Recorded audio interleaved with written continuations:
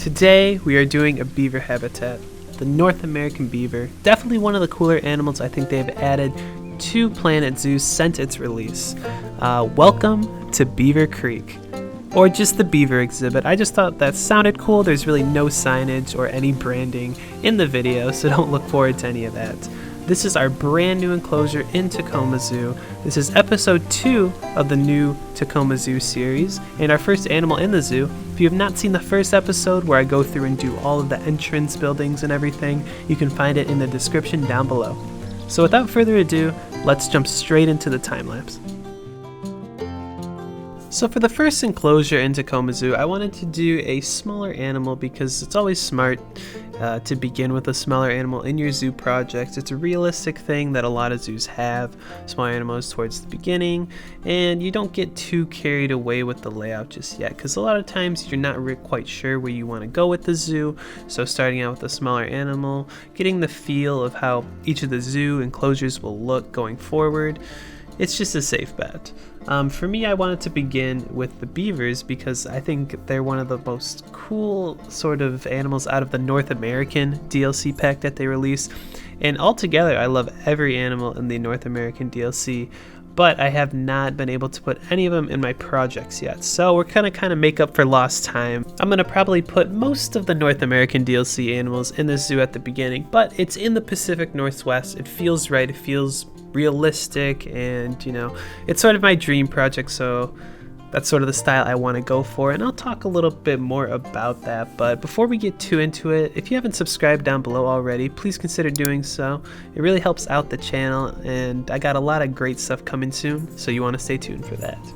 So for the build in general, let's talk a little bit about what's going on screen. I'm going for sort of a creek, as you would with like a beaver habitat. I'm going to add a little dam with some dead birch trees as well, and I'm just going for a nice woodsy feel, some rocks, some waterfall features, things like that. We had a little hut for them in a second that they sleep under, a lot of enrichment items, but mostly just a lot of natural features that we're going to have in this habitat, and I'm going to do that for a lot of these sort of northern North American habitats as well.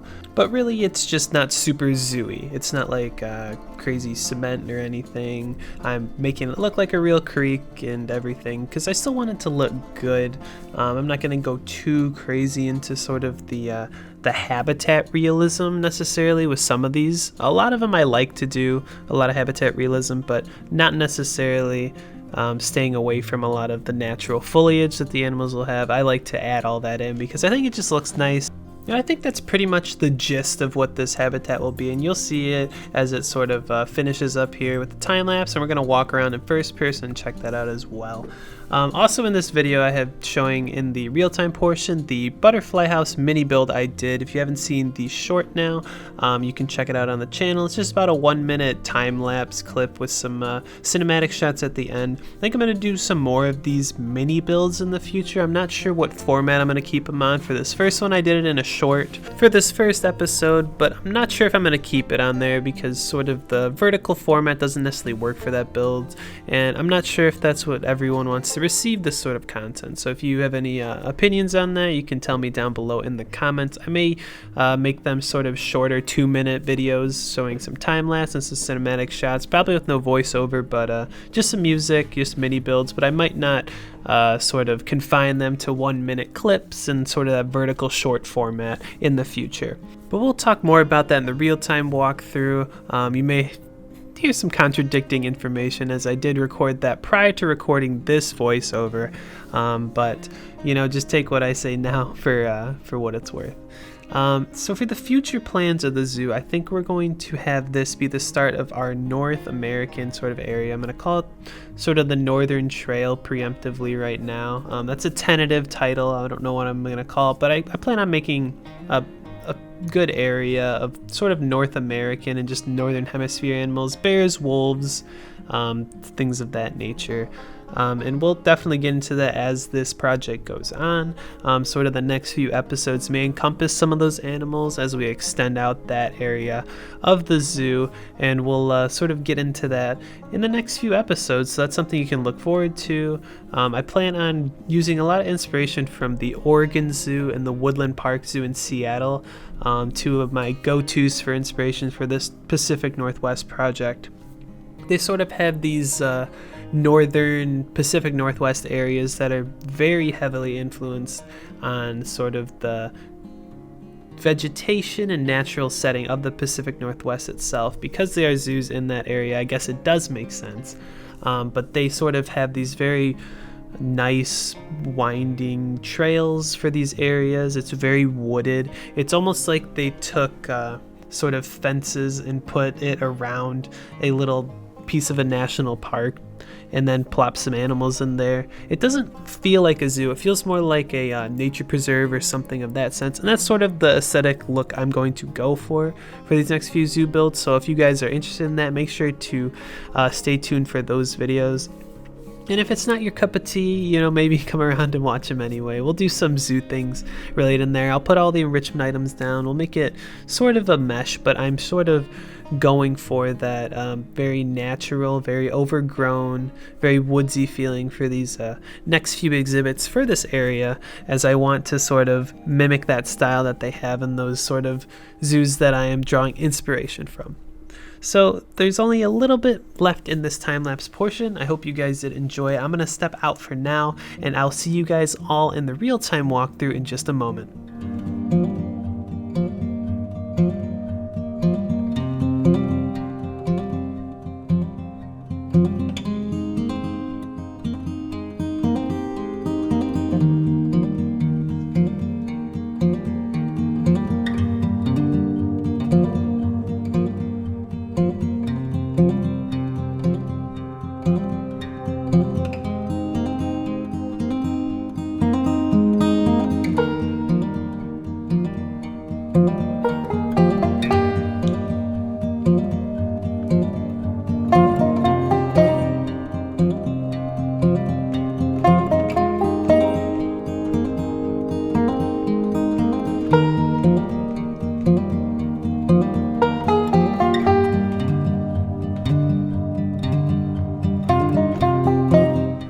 Alright everyone, we are now in the real-time walkthrough portion of the video. We're going to walk through in first person here and go check out our new beaver habitat, as well as something else that I have built in the meantime as well. We'll take a look at it in a second though. So here we are at the very beginning. We really fleshed out this area with a lot more foliage and greenery. A little sort of a lookout area here so you can check out the beavers. A little planter I thought fit well, and it's just sort of the first exhibit coming right off the path here. I've never really done a zoo where I've put like a habitat this close to the entrance, so it's something new for me, and I do like it. But here's the nice beautiful natural setting here we have for this beaver habitat. I really do enjoy it.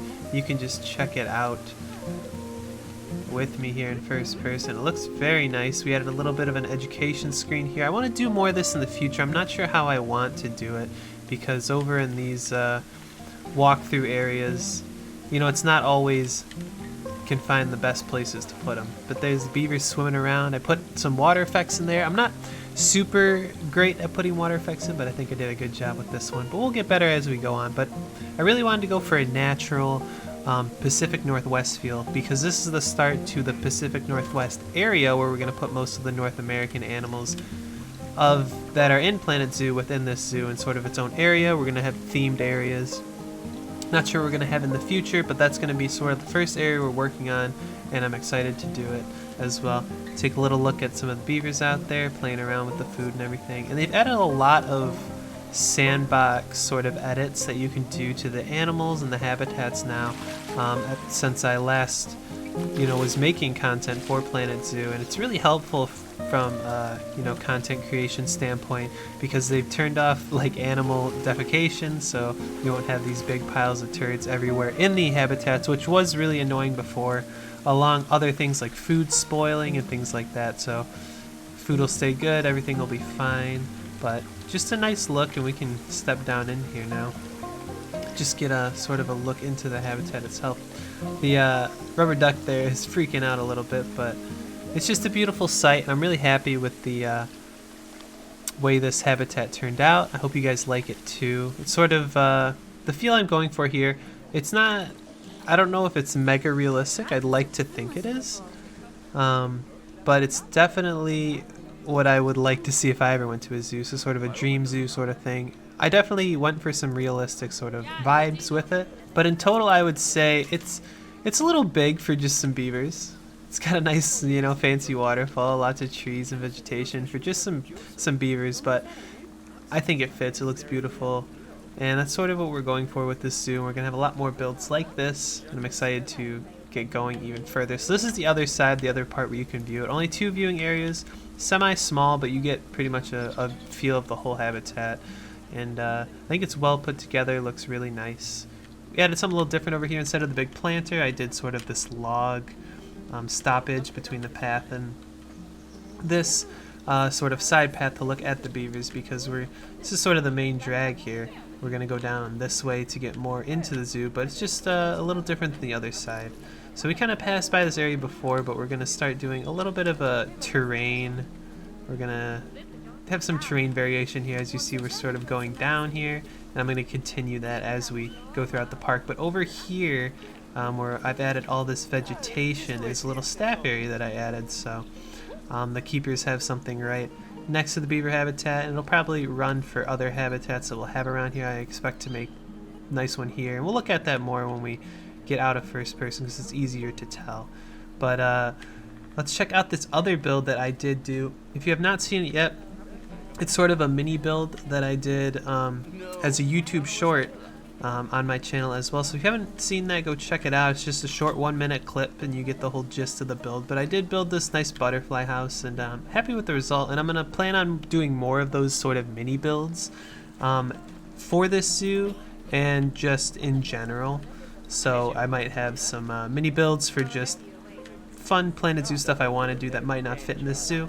But for this one, I wanted to build the butterfly house. I didn't want to constitute a whole video for something semi-small. I know I did that in past series, but for this one, I'm just going to keep it simple with this mini build. And in here, we have the exhibits that I had in the first video to sort of get the guests in the park. So those were kind of hanging out over by the gift shop. Now they're in this butterfly house because there's no butterflies. So there's some exhibits here, and I've sort of added some greenery.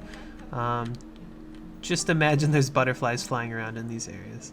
And I think it works well. It's nice. It's a change of pace of the normal sort of style that I like to do in my zoos, and it's a little more modern and a little more clean. I usually like to do a lot realistic, you know, utilitarian sort of builds where it's like it's there for a function as opposed to, you know, necessarily looking pretty and looking like fancy, clean, and modern. I think this is sort of an in-betweener. We do have these areas that make sense where people can hang out with the butterflies, look at some floral. They can learn about flowers. Maybe you could have little plaques here that tell about flowers. So I think that's realistic among other things.